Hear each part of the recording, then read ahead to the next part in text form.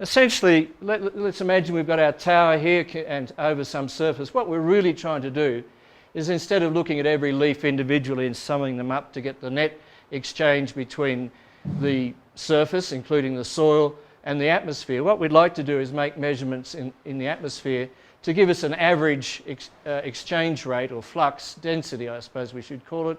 So many moles per square metre per second, or watts per square metre per second if we're talking about heat. So we'd like to make measurements in the lid of this box, we call it control volume, and to tell us what the surface is doing. Now, this is all very straightforward. The change of mass in this volume, integrated over the volume, is simply the surface flux, what comes in through the ground and across all those leaves and so on. Then there's the how much comes in one side wall, how much comes out the other, and so surface 1, surface 2, surface 3, and we want to know what's coming in the bottom.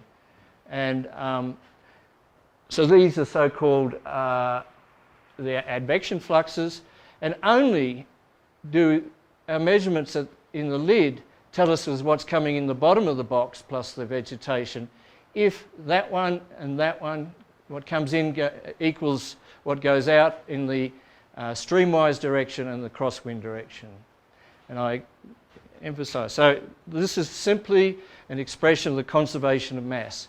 And I use chi as a mixing ratio, and I'll explain why I use that rather than concentration. So the mixing ratio is like parts per million. We use that for CO2. Concentration would be moles per cubic metre or grams per cubic metre.